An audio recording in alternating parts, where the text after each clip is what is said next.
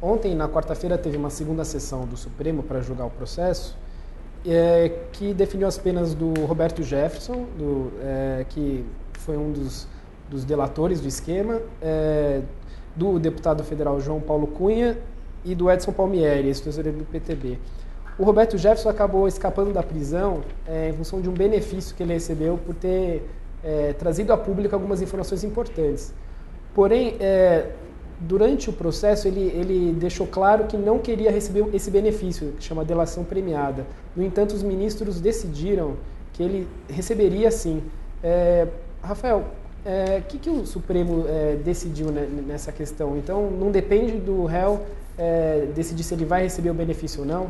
Exatamente. O que a votação de ontem marcou, que é muito importante, porque o Instituto da Delação Premiada é um instituto cujo tratamento é dificultado no sistema jurídico brasileiro pelo fato dele ser previsto em normas diferentes e dele ser um instituto sobre o qual há pouca produção doutrinária e pouca jurisprudência, o que faz com que os seus entendimentos, os entendimentos a seu respeito sejam, de certa forma, um pouco duvidosos, e por isso é muito importante que nós aguardemos pronunciamentos como o pronunciamento desta semana do STF. O que ficou claro na decisão do STF é que o reconhecimento de um réu como réu colaborador, que pode, portanto, ter essa redução de pena que vai de 1/3 a 2/3, independe da vontade do próprio réu.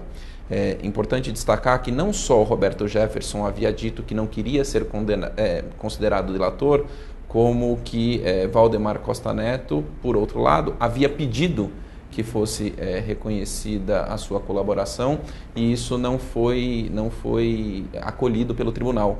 Então nós tivemos um réu que não queria ser considerado como delator e o foi, e um que queria ser considerado e não foi. De forma que está bastante marcado que o que vale no entendimento do Supremo Tribunal Federal é objetivamente a contribuição que as informações trazidas por um dado réu têm para a elucidação do crime que se está julgando.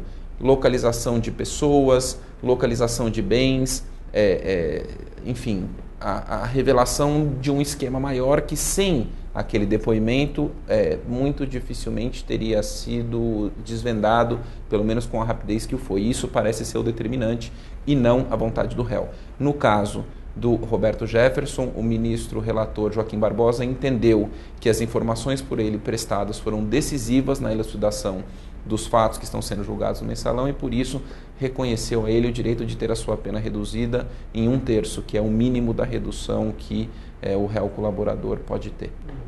O advogado do Valdemar, ele tinha pedido benefício e foi negado ao Valdemar. Tendo em vista essa decisão do Supremo de conceder o benefício para o Roberto Jefferson, até o final do julgamento, é possível que o Valdemar receba esse benefício?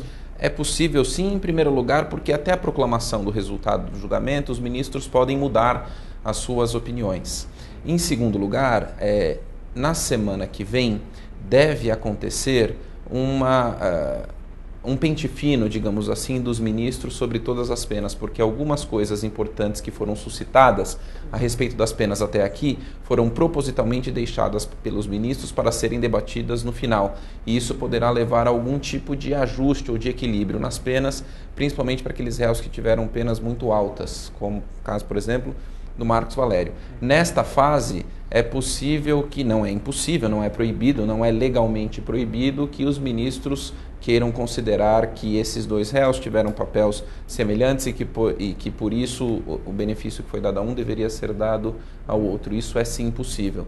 E uma terceira coisa que pode acontecer é, depois de publicada a decisão, de proclamado o resultado, os réus que foram condenados deverão opor um recurso chamado embargos de declaração, que tem como uma das possibilidades pedir ao tribunal que esclareça contradições. E o advogado do Valdemar Costa Neto pode querer argumentar perante o tribunal que se trata de uma contradição o fato de réus que, no seu entender, no entender do advogado e no entender do próprio Valdemar Costa Neto, objetivamente forneceram informações de qualidade semelhantes, mas tiveram tratamentos distintos na hora de terem o benefício de réu colaborador reconhecido para si, porque para um foi e para outro não. Isso pode ser uma alegação.